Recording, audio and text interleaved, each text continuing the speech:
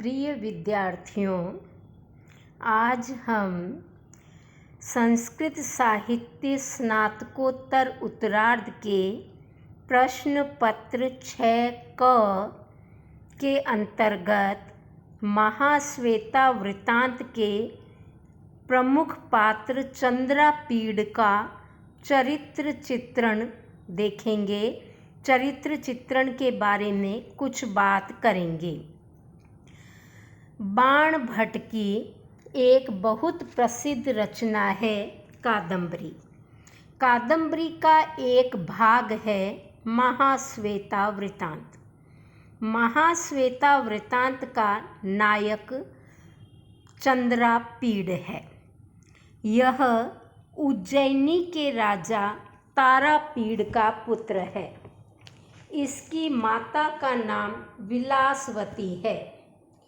शुकनास चंद्रापीड़ को युवराज पद पर अभिषिक्त होने से पूर्व उपदेश देता है, जिसमें लक्ष्मी के अवगुण, यौवन के अवगुण, राज्य गद्दी से प्राप्त अवगुण इत्यादि की विस्तृत चर्चा होती है और चंद्रापीड़ को इन सब अवगुणों से मुक्त होकर राज्य करने का उपदेश वृद्ध मंत्री शुकनास देते हैं। तत्पश्चात युवराज पद पर अभिषिक्त होकर चंद्रापीड़ दक्षिण का विजय करके वापिस लौटते समय विश्राम हेतु अपने सैनिकों सहित विंध्याचल पर डेरा डालता है। वहाँ एक किन्नर युगल का पीछा करते हुए चंद्रापीड़ आछोद नामक सरोवर पर पहुँचता है। उस सरोवर के तट पर एक शिव का मंदिर है, जिसमें शिव की उपासना करती हुई एक अत्यधिक धवल वर्ण की कन्या को वह देखता है। ये अत्यधिक श्वेत कन्या महाश्वेता है, जिससे उसकी भेंट होती है। चंद्रापीड़ सौंदर्य का उपासक है। वह प्रकृति का प्रेमी है। कादंबरी कथानक का प्रधान नायक है और नायकों के जो 4 प्रकार हैं, धीरोदात्त, धीर ललित, धीरोद्धत इत्यादि, उसमें से चंद्रापीड़ धीरोदात्त प्रकृति का नायक है।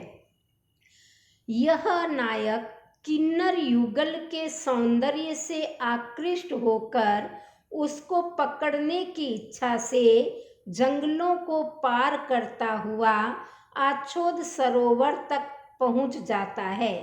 सेना पीछे ही छूट जाती है। चंद्रापीड़ अकेला ही वहां पहुंचता है जहां महाश्वेता शिव की उपासना कर रही है।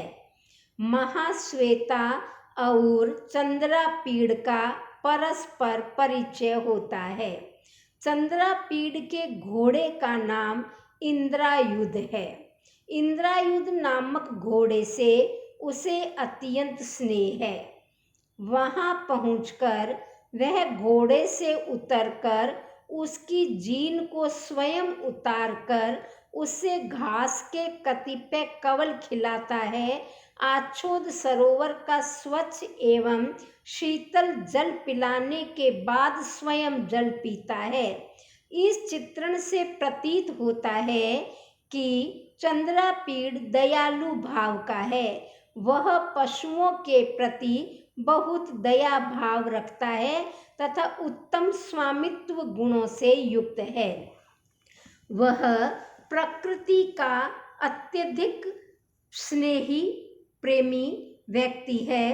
प्रकृति का सुकुमार रूप उसे अत्यंत प्रिय है। बहते हुए झरने, कलकल करती हुई नदियाँ, आछोद सरोवर का कमलों से खिला हुआ वातावरण, स्वच्छ एवं शीतल जल, चट्टानें आदि का विस्तृत वर्णन चंद्रापीड़ के प्रसंग में बाण भट्ट ने किया है। चंद्रापीड़ सुकुमार है। इतनी दूर की लंबी यात्रा से वह थक गया है, अतएव आच्छोद सरोवर में स्नान कर कमल पत्रों की सैया पर वह विश्राम करता है। इसके साथ ही वह संगीत प्रेमी भी है। कमल पत्र की सैया पर लेटते ही उसे कहीं से संगीत के स्वर सुनाई पड़ते हैं। संगीत की आवाज से आकृष्ट होकर वह तुरंत उस दिशा की ओर जाता है और वहां उसे दिखाई देता है एक शिव मंदिर के अंदर सौंदर्य संपन्न कन्या जो महाश्वेता है और जो वीणा बजाती हुई शिव की स्तुति में तल्लीन है। उसके गीत को, स्तुति गीत को सुनता हुआ और रूप सौंदर्य को देखता हुआ वह आत्म विभोर हो जाता है तथा उसकी पूजा की समाप्ति की प्रतीक्षा करता हुआ वहीं खड़ा रहता है। गीत को बीच में न रोकना, राजकुमार होते हुए, युवराज होते हुए भी स्तुति गीत की समाप्ति तक इंतजार करना, इस सब से उसका शिष्ट व्यवहार सिद्ध होता है। चरित्रवान और नीति निपुण है कादम्बरी का नायक चंद्रापीड़। महाश्वेता द्वारा किए गए आतिथ्य संस्कार को सुन करके, आतिथ्य सत्कार को ग्रहण करके भी उसके मन में किसी प्रकार का कोई विकार उत्पन्न नहीं होता है। वह महाश्वेता के वचनों का पालन करता है। जब वह कहती है कि मेरे साथ चलो, तो वो एक शिष्य की भांति उसके पीछे चल पड़ता है। यद्यपि महाश्वेता गुफा में प्रवेश करती है, किंतु चंद्रापीड़ बाहर ही शिला पर बैठ जाता है और उसके प्रेम पूर्ण उपहारों को सादर स्वीकार करता है। तदनंतर स्नान आदि नित्य क्रिया करने के पश्चात फलाहार करता है, झरने के शीतल मधुर जल का सेवन करता है। वह अत्यंत व्यवहार निपुण है, व्यवहार कुशल है। महाश्वेता के हृदय में आत्मीयता को उत्पन्न कराकर उचित अवसर जानकर ही वह महाश्वेता से अपने विषय में सुनाने की प्रार्थना करता है। महाश्वेता के जीवन की कथा को सुनने की प्रार्थना करता है। जब महाश्वेता अपने जीवन की करुण कथा सुनाती है तो वह अत्यंत मर्माहत हो जाता है और एक अपराधी की भांति वहां से उठ खड़ा होता है।